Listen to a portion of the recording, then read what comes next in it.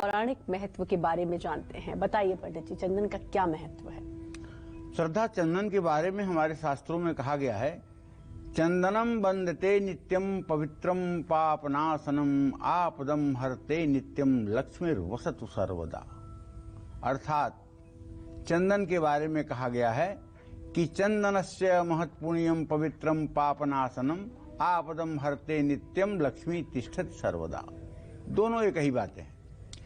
धूप दीप सुगंधित पदार्थों के कारण मंदिर के अंदर और मंदिर के प्रांगण में दिव्याति दिव्य शक्तियों का संचार होता है, जिससे भूत प्रेत बाधा का शमन और विषयुक्त कीटाणुओं का विषयुक्त कीटाणु शक्ति का नाश होता है। स्वास्थ्य उत्तम रहता है।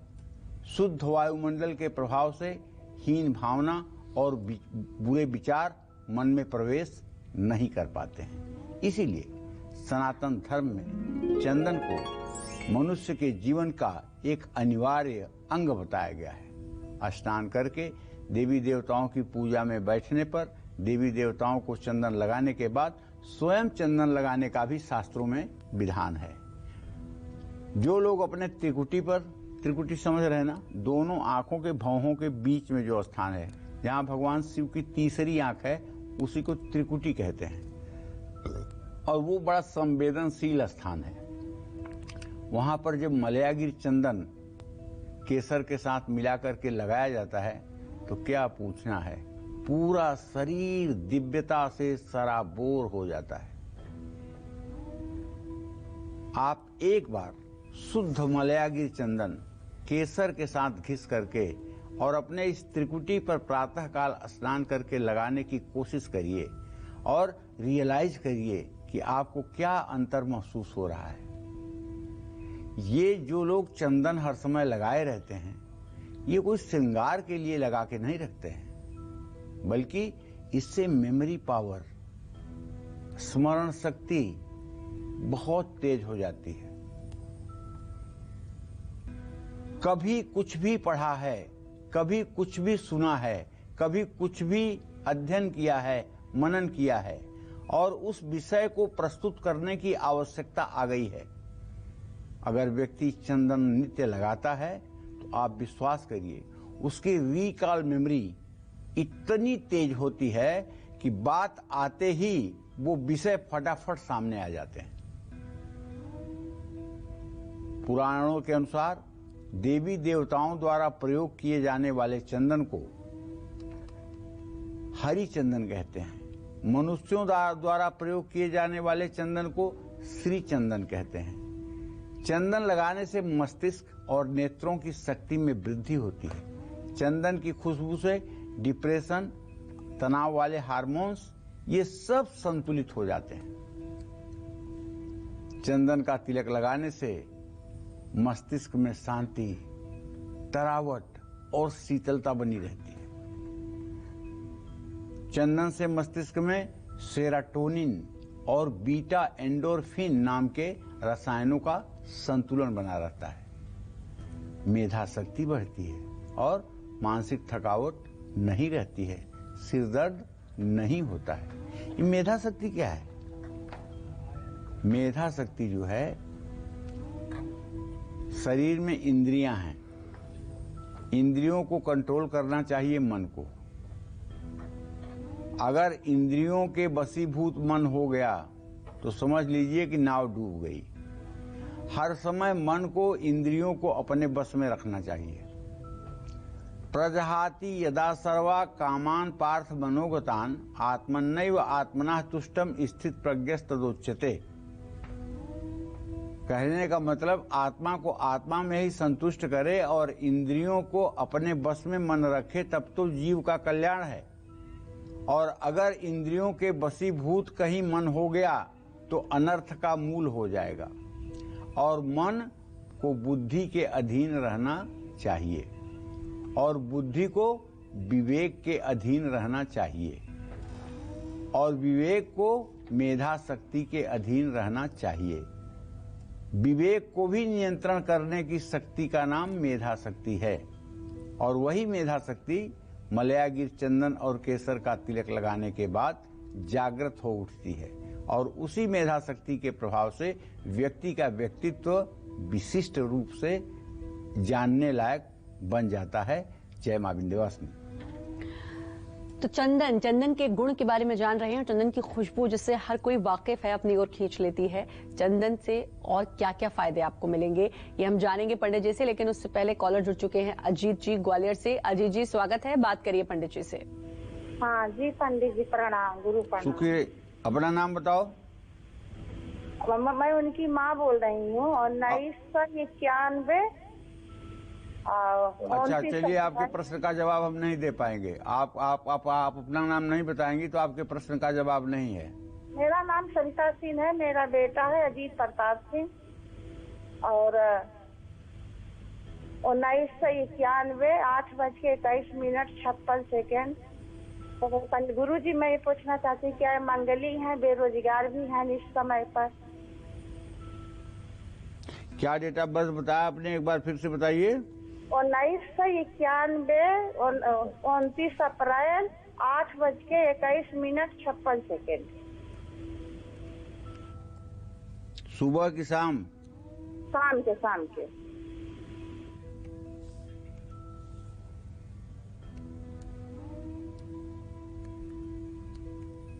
कहाँ पैदा हुए? ये सीधी में पैदा हुआ है, रीवा के आगे सर।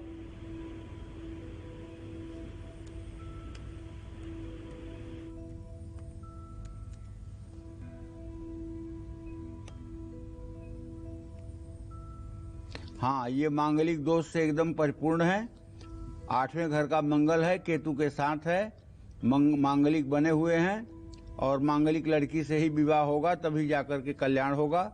वैसे इनका भाग्य ठीक है। सूर्य बृहस्पति 2 ग्रह इनके कुंडली में उठ चुके हैं। शनि शुक्र स्वगृही हैं। भाग्य अच्छा है, इसमें कोई दो राय नहीं है, लेकिन लड़की मंगलिक चाहिए शादी के लिए, इस बात का ध्यान रखिएगा।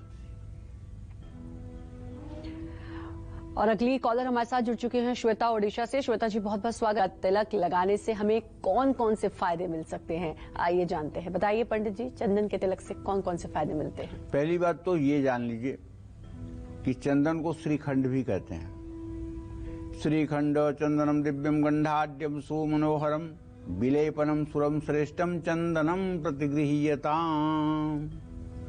चंदन जो है ये कीटाणुनाशक होने के कारण एक बेहतरीन हर्बल एंटीसेप्टिक है। हर्बल माने आयुर्वेदिक। चंदन का तिलक लगाने से बुरे विचार मन में कम आते हैं लेकिन कम आते हैं। चंदन का तिलक ज्ञान तंतु की क्रियाशीलता को बढ़ाता है। शिवलिंग का अभिषेक चंदन से किया जाता है। श्री हरि और उनके अवतारों को सफेद और पीले चंदन का लेप प्रिय है। देवी उपासना में लाल चंदन का प्रयोग किया जाता है। ज्योतिष शास्त्र के अनुसार चंदन की लकड़ी से माता सरस्वती, माता लक्ष्मी, गायत्री माता का जप करने से चंदन के माला पर शुभ लाभ की प्राप्ति होती है। शास्त्रों के अनुसार मां दुर्गा की उपासना चंदन की लकड़ी से करने से मंगल ग्रह दोष दूर होता है। इस चंदन की लकड़ी से क्या उपासना करेंगे आप? चंदन की लकड़ी से 2 उपासना होगी। एक तो चंदन की लकड़ी, मलयागिर चंदन की लकड़ी को घिस करके और उसे माता को चंदन के रूप में अर्पित करेंगे, और दूसरा काम उसी लकड़ी का छोटा छोटा 2-4 टुकड़ा बना करके और हवन में भी उसका प्रयोग करेंगे तो उससे भी आपको अत्यंत लाभ मिलेगा। सफेद चंदन की माला से मां सरस्वती, महालक्ष्मी और गायत्री मंत्रों का जप किया जा सकता है।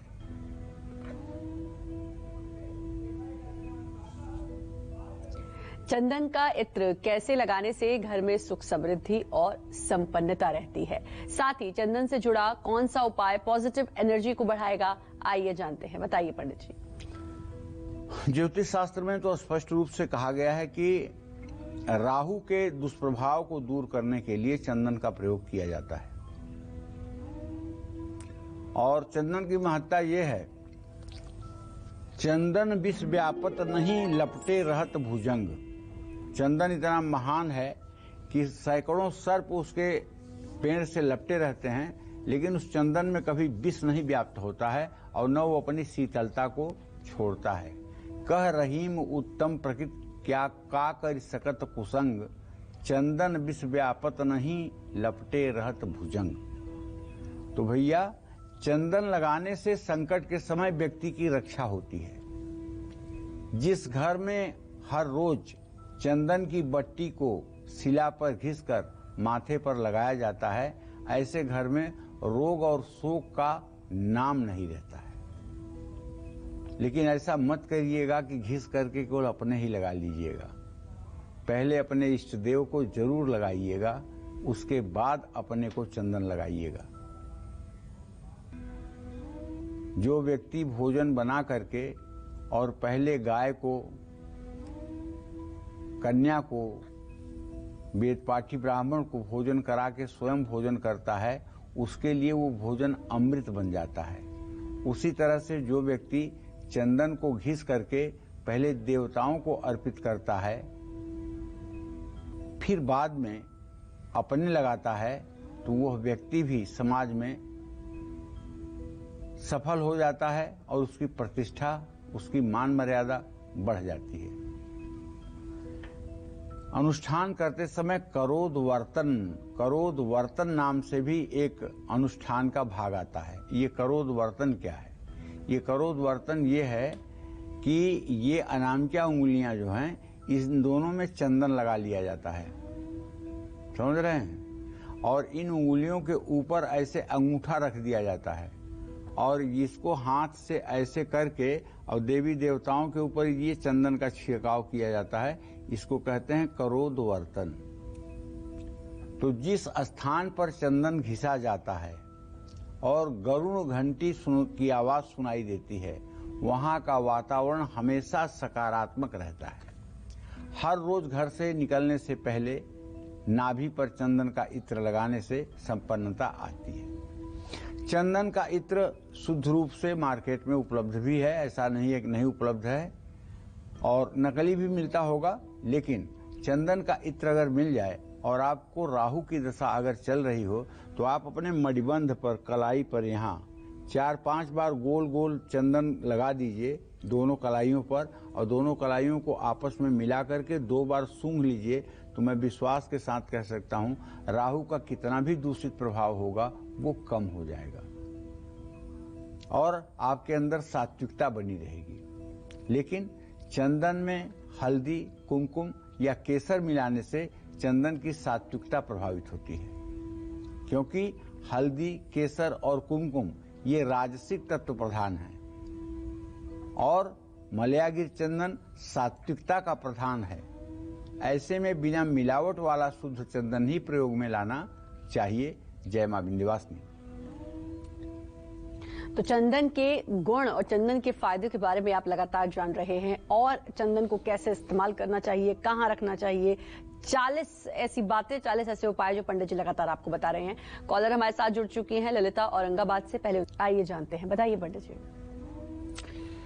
देखो भाई, आपको अपने घर का वास्तु दोष दूर करने के लिए चंदन का चूरा, जिसको चंदन भूरा कहते हैं, अश्वगंधा और गोखरू का चूर्ण, ये कपूर में मिला करके अगर 40 दिन तक लगातार गायत्री मंत्र से हवन किया जाए, तो इससे वास्तु शांति हो जाती है। इससे घर का वास्तु दोष भी दूर हो जाता है, साथ ही सकारात्मक ऊर्जा भी बढ़ती है।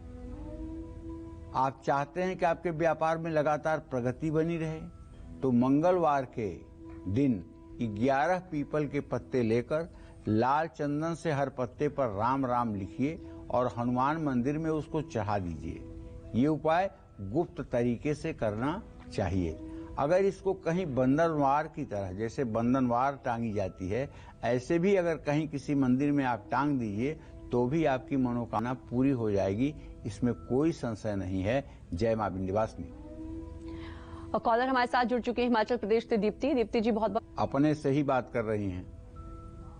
कम से कम ऐसा बोलिए कि हम तक सुनाई दे, आपकी बात स्पष्ट हो, आपकी बात हम सुन पाएं, उसका जवाब दे पाएं। कि माला और चंदन की धूप से जुड़े उपाय कैसे आपकी जिंदगी को बदल सकते हैं, ये बताएंगे हम आपको। लेकिन एक छोटे से ब्रेक के बाद आप बने रहिए हमारे साथ और देखते रहिए। एक बार फिर से आप सभी का स्वागत है कालचक्र में। चंदन से जुड़ी 40 बातें कैसे आपकी किस्मत चमका सकती हैं, यही बता रहे हैं आपको पंडित सुरेश पांडे जी आज कालचक्र में। अपनी चर्चा को आगे बढ़ाते हुए बात करेंगे चंदन से जुड़े उन उपायों की जो आपके बैंक बैलेंस को बढ़ाएंगे, नजर दोष और बीमारियों को दूर करेंगे, इससे आपको बचाएंगे। कौन से हैं चंदन के वो उपाय, आइए जानते हैं। बताइए पंडित जी। तो देखिए,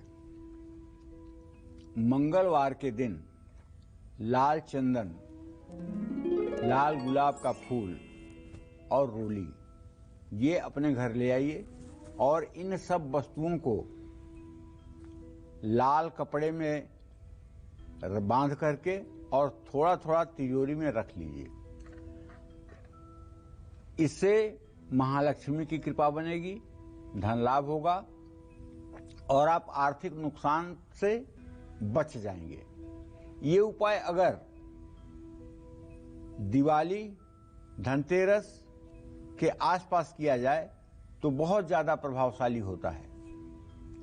जिस व्यक्ति या बच्चे को नजर दोष की समस्या है, जैसे अगर किसी की कुंडली में छठे भाव में या 10वें भाव में मंगल बैठा होगा, तो ऐसे व्यक्ति को जब भी रोग होता है तो अभिचार जनित रोग ही होता है। ऐसे व्यक्ति को नजर भी लगती है, टोना भी लगता है और ऊपरी बाधा भी होती है। जिसके भी कुंडली में छठे भाव में मंगल हो या 10वें भाव में मंगल हो, तो ये बात एकदम मान के चलिए। तब अगर छठे और 10वें भाव में आपके बच्चे की भी कुंडली में मंगल है और आए दिन वो नजर लगने से छुई मुई के पौधे की तरह एकदम मुरझा जाता है, तो कुछ मत करिए। इसके लिए जल भरा नारियल लीजिए और उसके ऊपर से 7 बार उतार करके और किसी हनुमान मंदिर के सामने ले जाकर के उसको तोड़ दीजिए। नंबर 1 उपाय। नंबर 2 उपाय, घर में फिटकिरी का बूरा रखिए और उस बूरे को दाहिने हाथ में लेकर के क्लॉकवाइज बच्चे के ऊपर से 7 बार उतार करके उसे वॉश बेसिन में बहा दीजिए। ये दोनों नजर उतारने के अचूक तरीके हैं। चंदन की छाल का धुआं देने से नजर दोष दूर होता है। हर रोज चंदन का तिलक लगाने से मन को शांति मिलती है। चंदन के तिलक से आज्ञा चक्र सक्रिय होकर शुभ फल देता है। आज्ञा चक्र क्या है? हमारे शरीर में 7 चक्र हैं। गुदा मार्ग के पास जो चक्र है उसका नाम है मूलाधार चक्र, और लिंग मूल के पास जो चक्र है उसका नाम है स्वाधिष्ठान चक्र। नाभि के नीचे जो चक्र है उसका नाम है मणिपूरक, और हृदय पर जो चक्र है उसका नाम है अनाहत, और कंठ पर जो चक्र है इसका नाम है विशुद्धि, और दोनों आंखों के मध्य में भौं पर जो चक्र है इसका नाम है आज्ञा चक्र। और जहां बचपन में धड़कता है ये सर, बचपन में यहाँ हड्डी नहीं होती बच्चे के, धड़ धड़ धड़ धड़कता रहता है और कुछ समय के बाद ये फिर हड्डियों से फुलफिल हो जाता है। तो यहाँ सहस्रार चक्र है और ये सहस्रार चक्र जो है सबसे ऊपर का 7वां चक्र है।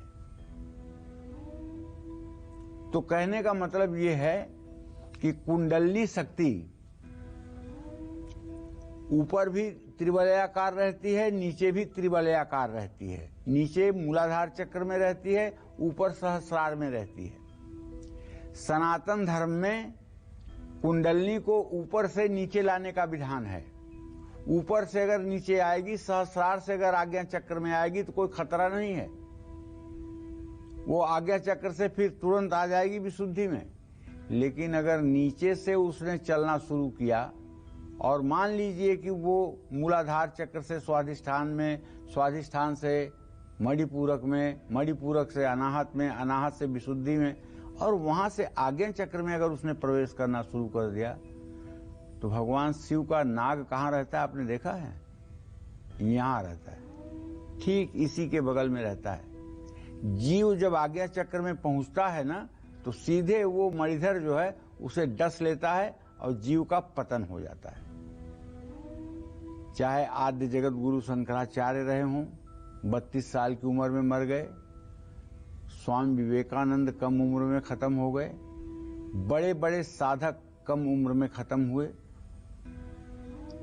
सक्षम गुरु वो होता है जो अपने शिष्य को, साधना करने वाले को विशुद्धि चक्र से उठाकर सीधे सहस्रार में पहुंचा दे, आज्ञा चक्र में जाने की बात ही ना आए, या फिर सहस्रार से आज्ञा चक्र होते हुए मूलाधार चक्र में जाए। तो कहने का मतलब यह है कि जब सातों चक्र जागृत हो जाते हैं तो मनुष्य अपने आप में अद्वितीय प्रतिभा का धनी हो जाता है। चंदन के पेड़ को घर की सीमा में लगाने से परिवार के सदस्यों का रोग समाप्त हो जाता है, लेकिन चंदन के वृक्ष के लिए जलवायु भी होनी चाहिए। ऐसा नहीं है कि हर जलवायु में चंदन का पेड़ हो सकता है। अगर ऐसा होता तो पूरे भारत में चंदन के पेड़ की खेती होती, तब केवल चंदन की तस्करी इतने लंबे स्तर पर नहीं होती। तो मेरे कहने का मतलब यह है कि जहां का क्लाइमेट, जहां का मौसम चंदन के लिए शुभकारी है, वहां तो चंदन का वृक्ष लगाना ही चाहिए। चंदन का वृक्ष घर की पश्चिम या दक्षिण दिशा में लगाना ज्यादा शुभ माना जाता है, लेकिन पहले ये पता कर लेना चाहिए कि किस मौसम में और कहां के कैसे वातावरण में चंदन का पेड़ फलीभूत हो सकता है, वहीं चंदन का वृक्ष लगाने का प्रयास करना चाहिए। जय मां विंध्यवासिनी। तो चंदन के बहुत सारे फायदे हैं। शनि की दशा चल रही है, कुंडली में शनि शुभ नहीं है, परेशान हैं आप, शनिदेव नाराज हैं, तो क्या करें? चंदन का कौन सा उपाय करें, क्या कुछ करना चाहिए, ये आपको बताएंगे पंडित जी। लेकिन उससे पहले कॉलर जुड़ चुकी है मधु जी पानीपत, इससे शुभ फल दे पाएगा, जानते हैं पंडित जी से। बताइए पंडित जी। जिन लोगों का जन्म अनुराधा नक्षत्र में हुआ है या फिर उत्तरा भाद्रपद नक्षत्र में हुआ है, ऐसे लोग अगर चंदन का पौधा लगाकर उसकी हर रोज सेवा करते हैं तो ऐसा करने से शनिदेव शुभ फल देते हैं। शनि की 7.5 हो या ढैया हो, उसका कष्ट समाप्त हो जाता है। शनि की दशा अगर चल रही है या कुंडली में शनि शुभ नहीं है तो चंदन की जड़ को पानी में डालकर हर रोज स्नान करने पर शनि के दोष में कमी आती है। ये उपाय 40 दिनों तक करने से आपको लाभ मिलता है। चंदन की माला गले में धारण करने से व्यक्ति के जीवन में हमेशा सुख शांति रहती है। चंदन की माला गले में पहनने से मानसिक शांति मिलती है, तनाव कम होता है और धन लाभ के योग बनते हैं। चंदन का तिलक लगाने से पाप ताप का नाश होता है और व्यक्ति पर अचानक आने वाले संकट समाप्त हो जाते हैं। और आप जानते हैं, यदि चंदन के पेड़ की जड़ मिल जाए तो उसे नीले धागे में बांध करके दाहिने बांह पर या गले में धारण कर लिया जाए तो आपके ऊपर राहु का चाहे जितना भी बुरा प्रभाव होगा, उस बुरे प्रभाव से आपको निजात मिल जाएगी। इसमें कोई दो राय नहीं है। लेकिन क्या मिलना चाहिए आपको? चंदन की जड़। वो जरूरी नहीं है मलयागिर चंदन की जड़ के लिए आप बंगलौर जाएंगे तब मिलेगा, नहीं। किसी पहाड़ पर लाल चंदन के बहुत पेड़ होते हैं, लाल चंदन की भी जड़ चल जाएगी। अगर सफेद चंदन मलयागिर की जड़ मिलने में कोई दिक्कत हो रही है, वैसे तो पंसारी के दुकानों पर कोशिश करने पे मिल जाती है, लेकिन अगर मान लो नहीं मिलती है तो लाल चंदन की जड़ भी खोद करके आप उसका प्रयोग कर सकते हैं, उससे भी उतना ही लाभ आपको मिलेगा। जय मां विंध्यवासिनी। वैवाहिक जीवन और पारिवारिक रिश्तों में अगर खटास आ रही है तो चंदन से जुड़ा उपाय कैसे आपकी इस समस्या को दूर कर सकता है, ये जानेंगे हम पंडित जी से। लेकिन उससे पहले कॉलर जुड़े हैं जमशेदपुर से। मोहित जी, बहुत बहुत स्वागत है, आप बात कर सकते हैं पंडित जी से। प्रणाम पंडित जी।